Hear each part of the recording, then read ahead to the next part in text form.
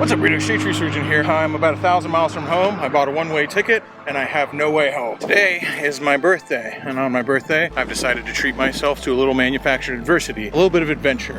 I'm far from home, and I lied. I have a way home. My only way home is this 50-year-old, super sketchy Survivor built in 1976 chopper. It's a 73, built in 76 by who knows who, and it's my only way home. There's already mysterious puddles underneath it. It's a CB 750. It's got a about a 10-foot long front end. There was a front brake up front, but it's not attached. No front brake. Drum in the rear. You think like a 1.5 gallon gas tank? Yeah, this seems like fun. 1,000 miles? What's the worst that could happen? So I was this close to actually making another parking lot when I realized, yeah, I could use some chain lube. It's a non-O-ring chain and it's dry as a bone. You know, you think you check everything and then you realize you forget something. Unfortunately, here at Arbor Freight, this is the best I can do. Gonna have to hold for now. Internal amount of time trying to get my bags properly loaded. I'm sure the first time I have to take them off, it will take me just as much time. I don't think I've ever put bags on a chopper twice the same way. It is time to actually ride this thing. Yeah, let's see how this goes. Oh, 1,000 miles to Tampa. Why not? 1973 CB 750. Yikes. I have not even taken the first mile and I already feel like I've bitten off more than I can chew with this one. It seemed like a really good idea when I first started. I mean, it's my birthday after all. Aren't you supposed to do fun stuff on your birthday? Yeah, you're supposed to do fun stuff on your birthday. Is this fun? Does the headlight work? Sort of. Does the tail light work? Well, not really. Does the motorcycle start? It does! Cool!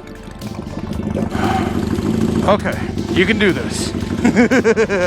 I want to. Now that I'm on it, now I can't wait.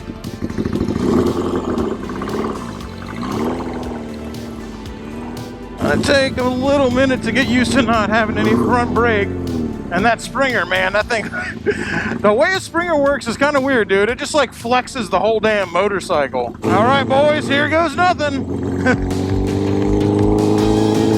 It's funny because the frame and the length of this thing is like just absolutely insane. It makes it feel so unwieldy. But with the CB 750 motor in it, this is by far the fastest chopper I've ever ridden. I'm used to XS 650s and Harleys. This thing rips. I don't really want to make it rip, but in theory it does. Oh, shit, dude. The thing just sounds so freaking angry, man. Sounds like a chopper with a freaking F1 motor in it. Front end has got so much flop on it, like if you let it fall over while you're standing still, it'd like to knock the whole motorcycle over with you on it.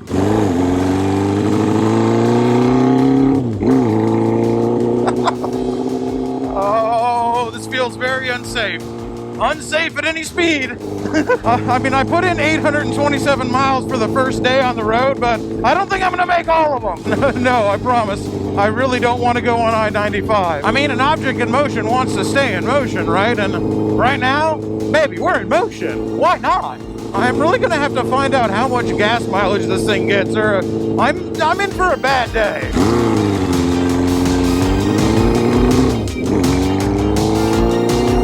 Why am I allowed to do this?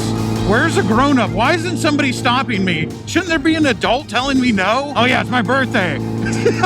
I'm an adult. I don't feel like one though. And riding this thing very far away from home, I really don't feel like an adult. I feel like I need one. And I might need one, but I definitely don't want one. All right, did a couple miles and just want to check on my my packing job and fill up my reserve tank. You know, I think this might actually hold if I don't look at it too hard.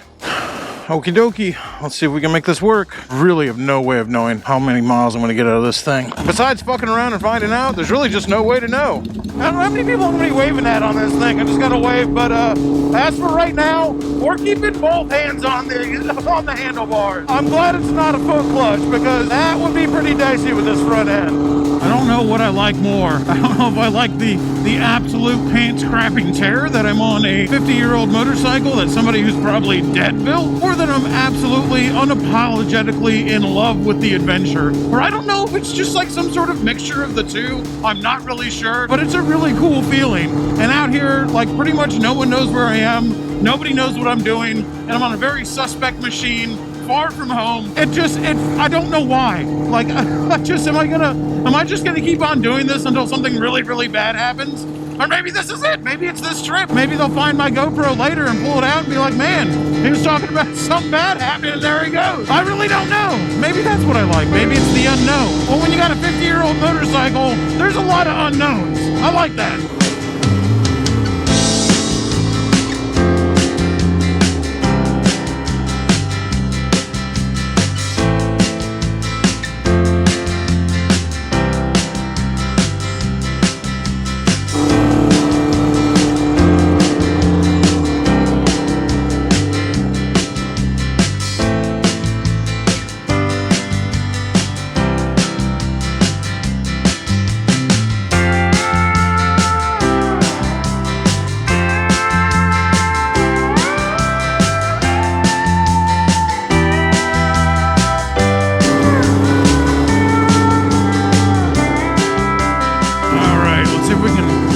Some kind of reading on the gas mileage. In the first few hundred miles, I'm definitely going to be stopping a lot more because I'm all about that whole like throw it all to the wind and be brave and crazy and fun and reckless. But I also, you know, I don't want them to find my GoPro and hear me talking about that. Okay, I will still be checking on things periodically at least. Especially in the beginning when everything's unknown. Gotta check my bags, my straps, make sure nothing's going into the tire. Definitely got some overflow from the oil, but that's okay. The guy said that he had put way too much oil in it, so that's not that weird. Onward. I decided I'm going to try to make Myrtle Beach tonight. That seems as good a place for any as a sketchy chopper like this. Away! Oh, I should probably put my phone on here.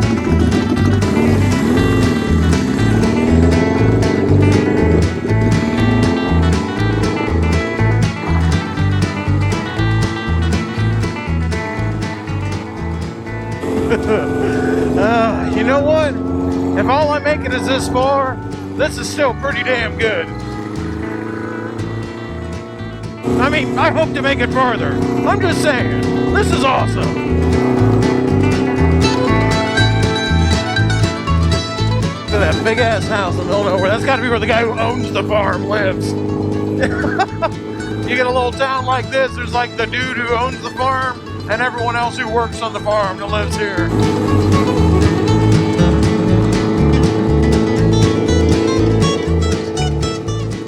That wasn't even a one stoplight town, that was a no stoplight town. Well, wonders never cease. The chopper's actually gonna make a pass. Woo! Well, I mean, it can go fast. I'm sure it can go much faster than it should go with this front end and this frame. I mean, I guess it handles okay for what it is. The fact that when you hit a bump, the front end usually like leaves the ground and the back end does too. On top of that, the steering geometry, I would say, is not exactly ideal, so it's got a lot of flop. Any tiny movement of the handlebar sends this thing skimming across the road like you wouldn't believe. But I mean, if you're just keeping the bars straight and doing everything like you should and not moving around on your seat, yeah, I mean, it will negotiate a turn. Now the tire on it looks like it might be from the 80s and it's off of Volkswagen. So I don't think I'm gonna push it too hard, but we're doing it. We're doing it, okay? So far so good. I think I'm gonna shoot over to the 17 from here because it just looks nicer, even though I'm having fun at these gas stations. Even though I'm having fun on this road too out here. I really actually don't even know where I am. I think I'm in Virginia. I could ask any number of people because let me tell you what this motorcycle does. It makes you friends at gas stations. All right, I've made enough friends at this gas station. Let's go meet some friends at a new one. Starts a whole lot better than my XS 650, that's for sure. Always these like amazing buildings in small towns like that, where you just look at it and go, man, I could put an awesome motorcycle shop there. And you're like, okay, and who would actually go there in this town of like 300 people? Which I'm sure everyone here is having a good time. Everyone I met at the gas station seemed like nice people. I'm not saying they're bad, but not exactly a place you'd want to open a business, I guess. especially not with the way big business comes in. I passed that first gas station and every single pump's got a bag on it. Lo and behold, about 500 yards down the road, there's a Shell station. And that's kind of like small town America. You see that all the time in Florida too. You just see out in the outskirts of town, you'll see a Dollar General and a big gas station. And then a little farther on from that, you'll see what used to be the general store and what used to be the locally owned gas station shut down. And then you get to the town. It's really sad, man. I decided to bite the bullet and I hopped over to the 17. I was gonna do no highways, but driving through the middle of the state was really cool, man. I really liked it. I was seeing all the small towns, but I really want to drive by the coastline, and 17 seems like the way to go if you want to hit all these coastal cities on the way back. Well, I mean, I'm not trying to make too many detours on a 50-year-old motorcycle. Like, that's probably not the best idea, but I'm gonna take some. Come on. Although, now that I'm looking around me on the 17, this would be a very poor place to break down. It doesn't look like there is anything here. Dang. There's really something to this. There's almost nobody out on these roads right now. Like, we're seeing a couple cars now, but nobody out here. I'm getting to do this like pretty much just by myself, and man, this is exactly where I want to be, baby. Yeah, I see that all the time. I'll see people go, man, I'd ride my motorcycle more, but you know, I don't have anybody to ride with, and I get that, and it's easy for me to say because, you know, me and Lacey ride everywhere together, and I've always got a big crew of people out. We're always riding deep, but I'll tell you, there's just nothing like getting out completely by myself, completely alone. I mean, I'm not at the mercy of everything. Like, I got friends in Tampa. Lacey had come pick me up. Dave and Cindy had come pick me up. Like, I'm not without a safety net, but you know, just that feeling of just being completely alone. The only thing I'm responsible for is keeping myself alive and this motorcycle running, and that's it. That's a pretty damn good feeling, and that's one that I'm always kind of chasing. Now, who knows, if I was the other way, if I was always riding alone, then maybe I'll always be chasing riding with people. I don't really know how it works. Maybe I'll just never be satisfied. And that may be the case. I might never be satisfied, but I'm gonna have a whole lot of fun trying to figure out if I can be satisfied. I got no complaints about this though, baby. If I was gonna miss out going down the center route back down to Florida, I don't know how much I really could have missed out on with what I'm getting with these roads, man. This is awesome. Of course, I really don't know where I'm going or what state I'm in right now. I might be in North Carolina, might be in Virginia, might be in South Carolina. I really have no idea. I'm just going wherever this little black box tells me to, and I got highways turned off, and that's about it. Like, I thought it was taking me on the 17, but it says 43 now. Who knows? I think I'm generally headed in the right direction.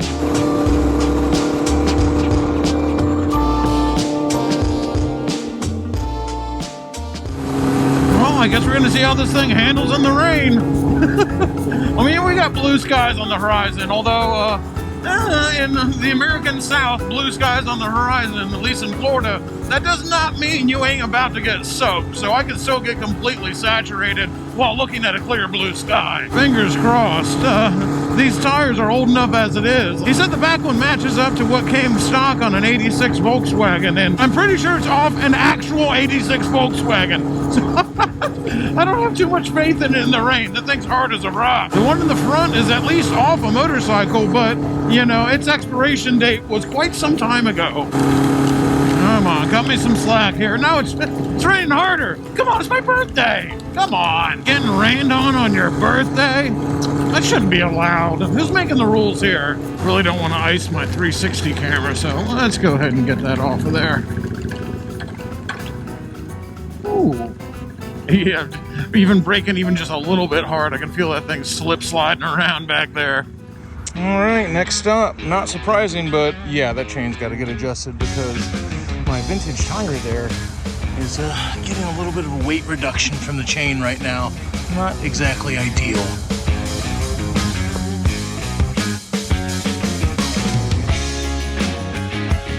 Point out that it's got a ripping nail as a cotter pin.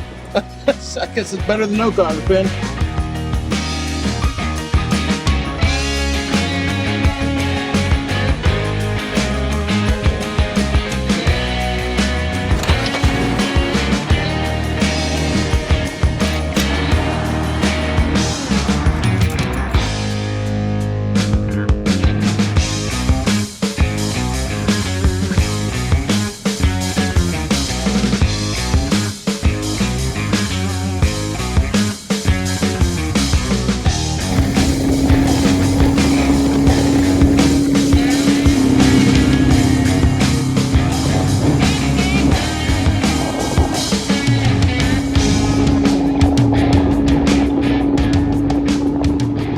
now's the part of the video where I pull over, and for all the people who are subscribed, so if you're watching this, you're not subscribed, now's the time I pull over and we all do the premiere together, because I don't let being on the road stop me from hanging out with the premiere crew. You guys are the best. All right, another badass premiere. Now let's hit the road. Myrtle Beach bound. Let's do it to them, baby. I just wish I had time for some putt-putt. Wish I had time for some putt-putt and a booze cruise, man. Do it Kenny Power style, but I think we're gonna be in and out. I find myself in a conundrum. I originally said I was gonna stop at Myrtle Beach, and then I changed my mind, said I was gonna push on to Charleston. Then I changed it back to Myrtle Beach, and now I found out the taillight actually does work. I don't know if it wasn't working earlier, or maybe something shook loose, but I do have a taillight now, even a brake light, and now I'm saying maybe I'll push on to Charleston again. I really don't know, man. One of the parts that makes it a lot easier when there's other people with you, and sometimes it can be a pain in the ass when they want to stop and you don't, but when you don't know if you want to stop, having someone else to ask really helps. I mean, I'm asking you guys now, but you're not going to have the answer till it's too late. Maybe I will stop in Myrtle Beach. Yeah, I think, in fact, I might just make it to Myrtle Beach without getting soaked. I mean, I don't mind getting rained on. I'll get rained on. But if I can avoid it, sure as hell will. You know what, boys? Myrtle Beach it is. I don't even know if I can hit Myrtle Beach without getting poured on. Let's race it. Things are looking grim. I mean, it's ridiculous to think that I'm not going to get rained on. That's absolutely ridiculous. It is the summertime. You're going to get rained on if you're riding. But man, I just really don't feel like it right now. It's my birthday, okay? I already got rained on once. I shouldn't have to get rained on twice on my birthday. That just seems egregious, okay? I'd like to phone in a complaint with the manager. The next day, or the next morning, definitely the next morning, and besides tightening the chain, nothing happened. I mean, this is a chopper that the engine was made in 1973, found out that it's a Denver chopper sometime in the 70s. I said 76 initially. It was a mail order Denver chopper's frame and a mail order Denver chopper's front end. I have ridden it so far about 500 miles with zero issues. Zero issues besides, like, you know, my ass hurts. You go on a chopper ride for 500 miles, the only thing that happens is you have to tighten the chain and your ass hurts. That means it's your birthday. Nothing bad can happen on your birthday.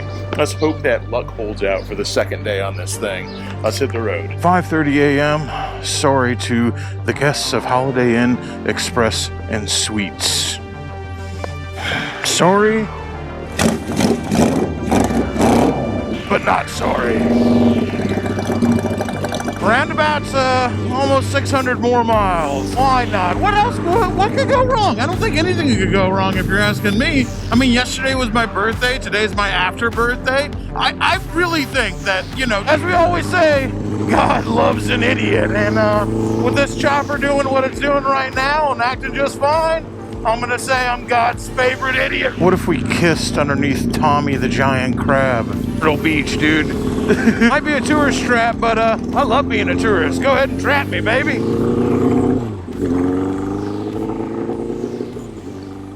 So while this certainly isn't my first long trip on a chopper, it is my first time riding a CB750. I've talked a lot about CB750s on the channel, and pretty much everybody knows what they are, but if you don't, this bike changed the world. Well, the world of motorcycles anyway. CB750, when it came out in 69, or maybe they developed it in 69, man, it literally just like put Triumph out of business, put Harley on its heels. The CB750 was responsible for putting a lot of old manufacturers just the hell out of business because nobody had seen anything like this. The way it sounded, the way it accelerated, that didn't exist. And so I've always read about it, I've always talked about it, I've always, like, on paper, I've known what this engine was about, but this is the first time I've actually rode one, and oh my, holy crap, dude. You imagine in 1970 and your only previous experience was on like a Triumph 650 or a Harley Davidson Panhead or something, and then you hop on this like fire-breathing monster. I mean, it accelerates so aggressively. And you know, this one has a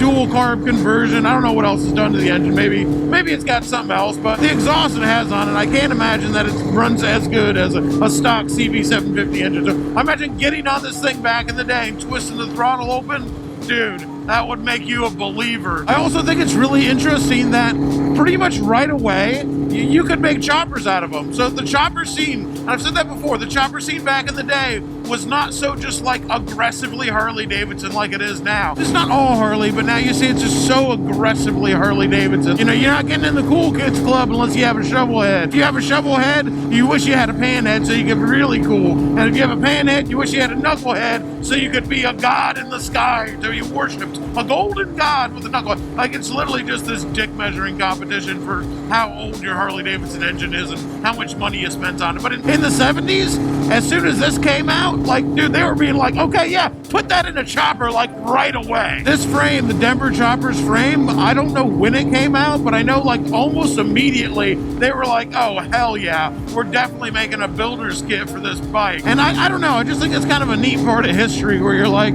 you know, back in the day, it just was not all Harley Davidson. And I think a lot of people don't think about that because people will think about the 70s as being like so aggressively Harley Davidson, like, oh, the 70s was all Harley, like big bad beefy biker boys. Yeah, there was a lot of big bad beefy biker boys and chopper guys back then, but they would make a chopper out of anything. And when they came out with this super sport motor, they did it right away, as evidenced by this 1973 motor, which was put into this frame and made it to a chopper like before it was a few years old. When I say right away, I mean right away.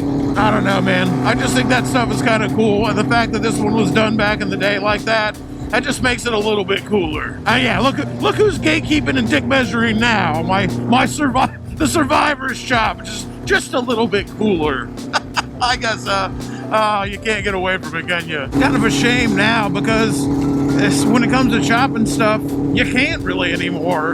At least your average Joe can't do it anymore. There's so much electronics and so much wiring hidden in all these new bikes that, you know, someone back in the day, this is why they made it so easy. You could just order this frame and order the front end and order the wheels and you just bolt the engine in and you're pretty much ready to go. There's a lot of people who built choppers who thought that was cheating. Like today, that's totally acceptable. But back in the day, when people were like cutting up frames in the 1960s, by the time the 1970s rolled around and you could just order an entire frame out of a catalog, there was like, again, there's just gatekeeping beyond gatekeeping in every fringe culture there is. I think it's lame. Go on ahead. I hate winning new races today. But yeah, even ordering a frame back in the day was considered like cheating, or you didn't really build it. It's not really your bike. And nowadays, you can't even do that. I mean, you take like something like an Indian, like the big twin Indian. How would you do that? How would you cut apart that frame and weld it together? You really couldn't unless you got access to a machine shop. You really know what you're doing. Like your average guy can't really do that. Is it possible? Yeah, anything's possible. You look at Eric Allard from F&A Customs, who helped me build my first chopper, who just made a shovel head bottom end with Milwaukee 8 heads with multiple magnetos, 3 spark plugs per cylinder. I mean, they're just out of control. 3 carburetors on it. Anything's possible if you have a machine shop and the knowledge. But for your average dude in a garage, doing something with a modern bike, doing something like that's this wild, it's just kind of not there anymore. And back in the day, like in the 70s, when people were making frames and the motors were still just really, really simple like this, like the Triumph motors and the Honda motors, you could just literally plug this into a frame, hide the battery. There's not much wiring anyway. You just got a couple wires to the stator and the rectifier, and that's it. Like anybody can figure that out. I think the last bike that you can really do that with, which is they don't make anymore now, was the Sportster. Of course, a lot harder with the fuel-injected Sportster. But you know, the carbureted Sportster was the last of a dying breed of truly simple motorcycles that anybody could make a custom project out of. Now, I'm not saying you can't customize a brand new Indian or a brand new Harley Davidson or even a brand new Honda. You can certainly customize them, but it's not like this. Not like this. Well, I mean, somebody can. Anything's possible, and somebody can do it. Not your average dude.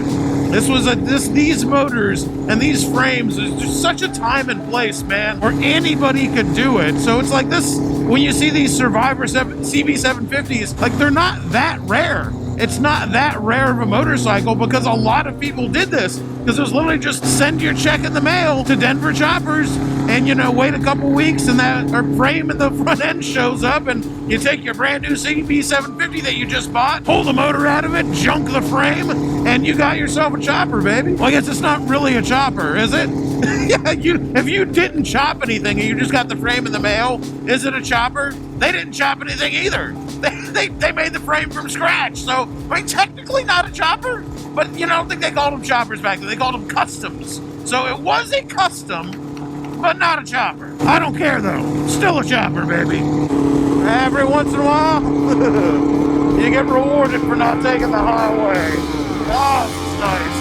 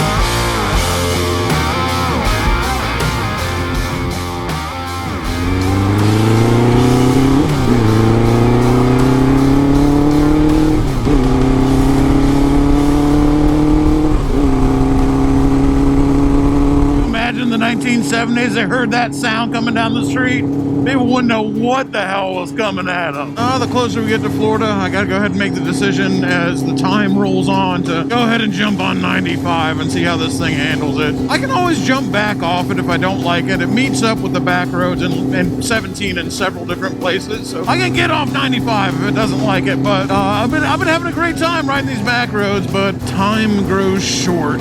Of course, if I smoke this engine by running on 95, time's gonna grow really short. Well, fortune favors the bold.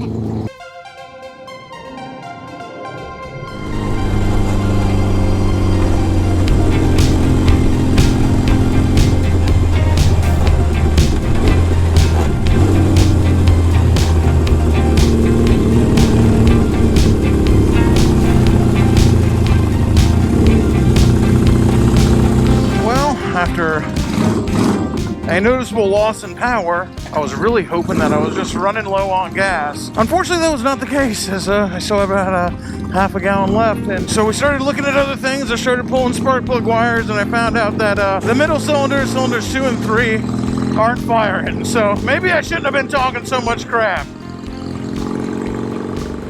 We're making do on 2 cylinders right now. I'm trying to make it to an auto parts store so I can get a test light. I didn't bring one with me. Figure out if it's spark plugs that are messing us up here, which it doesn't seem that way because Joe told me that cylinder 2 and 3 use the same coil. Both those spark plugs failing at the same time seems pretty damn unlikely. And I think that I probably have a bad coil. But there's only one way to find out, so let's see if we can limp it 13 more miles on 2 cylinders and get to the auto parts store. I guess it's now running on 2 cylinders, the way God intended choppers to run. The hubris! The hubris of a 4-cylinder chopper. We should have known better. We flew too close to the sun. I don't care, though. In the name of God, my Father, I'll fly! Well, fly a lot slower now. I mean, it honestly doesn't run badly on 2 cylinders. It's just kind of slow. I was heading to 95, but if it's only going to be running on 2 cylinders, I might be forced to take the back roads because I don't think it'll do 75 miles an hour only running on 2. Now we run into the real problem. Well, if it is a coil anyway. Joe said it might be the Dyna's wiggled itself loose and the pickup isn't close enough to send a signal. But we run into the real problem of a CB 750 and a Honda versus a Harley. And that's not the engine, it's not the reliability, it's nothing like that. It's just parts. You know, back in the 70s, there were CB750s everywhere, man. They were one of the most common motorcycles around, so it wasn't that hard to get parts. In the year 2023, you can still get shovel head parts in a small town. Like, you can go in there and they're gonna have parts for a shovel head. Ask me how I know. I had a coil go out on my shovel head in the middle of nowhere, Oklahoma, and guess what? I got new parts for the bike. A CB750 in small town, South Carolina, not quite as likely. Well, somebody in their infinite wisdom has put SAE acorn nuts on this motor, which Joe tells me is something they used to do back in the day because, yeah, the only way you could get acorn nuts was an SAE, so they just cut them all to fit when they're making a custom bike. So, I mean, a lot of effort went into doing that, and, you know, that cover's definitely not supposed to have them. Anyway, I brought mostly metric tools. Never mind. Gear wrench to the rescue. Did y'all see Cammy's photo shoot with these little wrenches? Anyway, they just saved my butt because they have standard sizes in them. Awesome. All right, well, on the black wire on this electronic ignition down here, so I'm sure Saddle Champ's talking all sorts of crap now with electronic ignitions. The black wire is fine. We got a green light and it flickers red when I hit the power switch, and the white wire is solid red, which not good. That means we got a hard ground somewhere. So let's take a look at these coils. Well, with my man Joe, the Mountain Jedi's help, I think I finally have this figured out. It took some doing, it took some chasing the wires, it took him talking me through it and walking me through it, and the test light and a voltmeter that I bought from Harbor Freight, but he walked me through it and I figured out what the problem was. Well, I guess technically he figured out what the problem was just through me. Anyway, we figured out what the problem was and we figured out what I can do about it. Yeah, and what I could do was nothing. I couldn't do anything. That was smoked, and I didn't have the parts to fix it. More on this later. We got a long drive in front of us.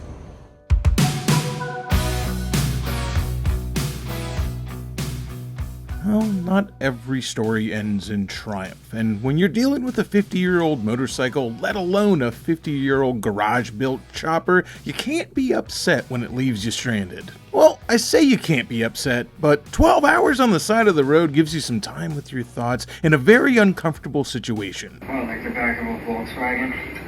Meditation is great and all, but when you're stewing in your own thoughts next to a broken motorcycle in the dead heat of summer, swatting mosquitoes and fending off junkies, it ain't exactly what I'd call a zen moment. In between shooing off curious crackheads, I went through a few of the 7 stages of grief. Believe it or not, I'm always still shocked when things just don't work out for me. Call it reckless optimism, call it egocentric main character syndrome, call it plain and simple idiocy if you want. I don't know what kind of manic episodes always convince me that things are just gonna work out fine, but in all the times I've rolled the dice on a completely unknown motorcycle, traveling ridiculous distances with zero preparation, I've never once not been totally convinced that I would complete the journey without breaking a sweat. In my thankfully fleeting moments of clarity and self-awareness, the sheer audacity of my hubris can be a little overwhelming. Just who in the fuck do I think I am? Riding a 50-year-old motorcycle that hasn't been ridden more than around the block in over a decade with a rear tire and chain that are old enough to remember when Eddie Murphy did stand-up. I mean, honestly, I'm lucky the coil gave out, and even luckier I fried the ignition testing it, because if I hadn't,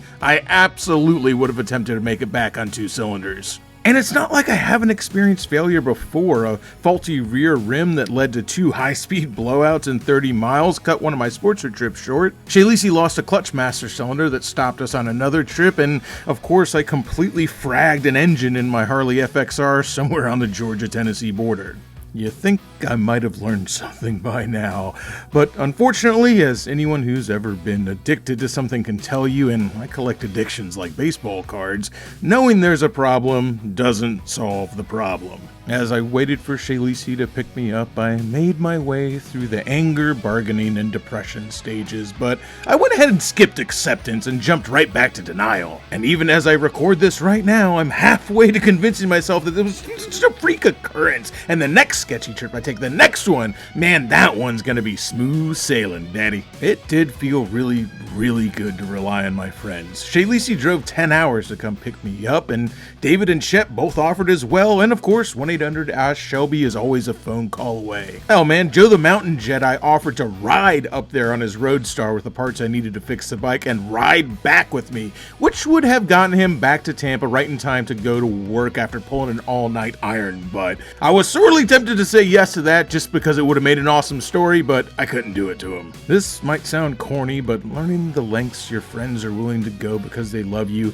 even when you're doing something dumb, that by far was the best birthday present I ever could have asked for. So, I guess I did learn something after all. But did I learn my lesson? Hell no, I didn't learn my lesson. I'll never learn my lesson because learning is for nerds. Life is short and nobody gets out alive. Live accordingly.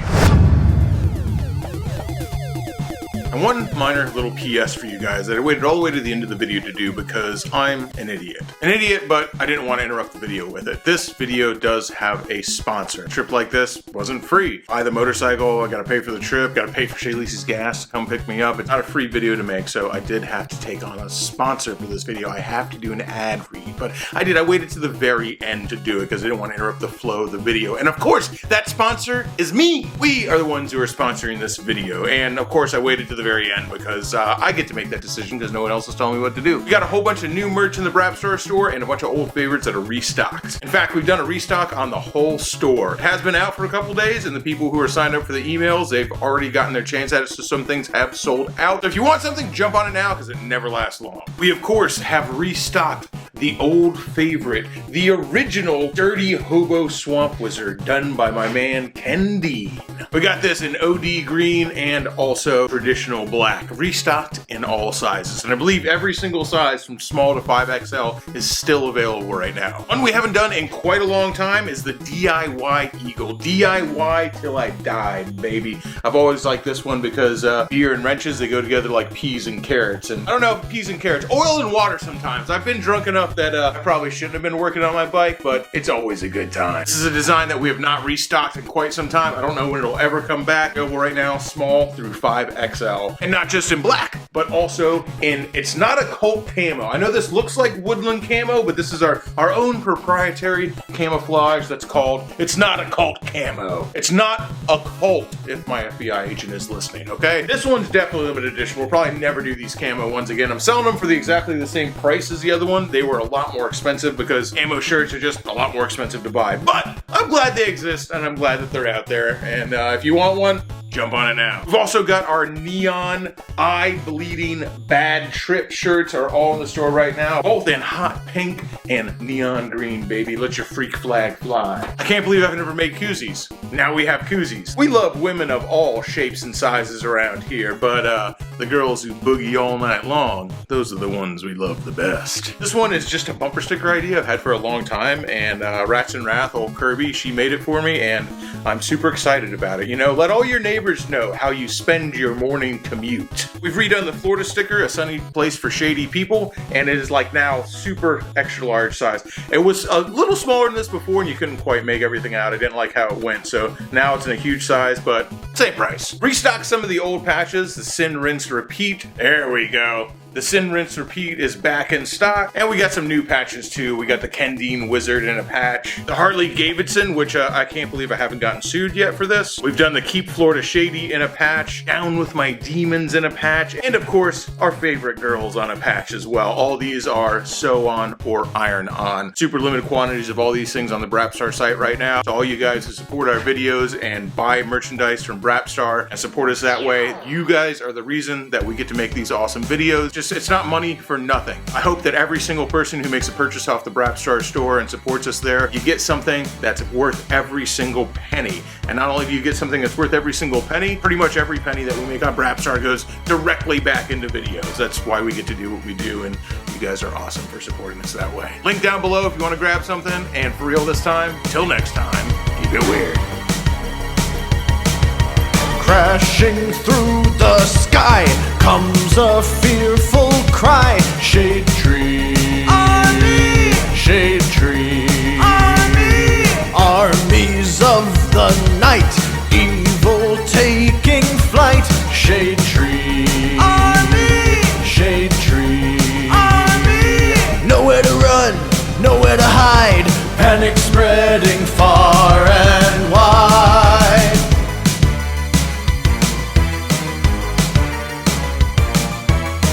and the world oppose the deadliest of foes. Shade Tree Army, Shade Tree Army. Who will risk it all to end the evil call of Shade Tree Army, Shade Tree Army. They never give up, they never say die, walking tall with banners high. Shade Tree Army, a ruthless gang of scum, villains, freaks, and bikers determined to rule the world.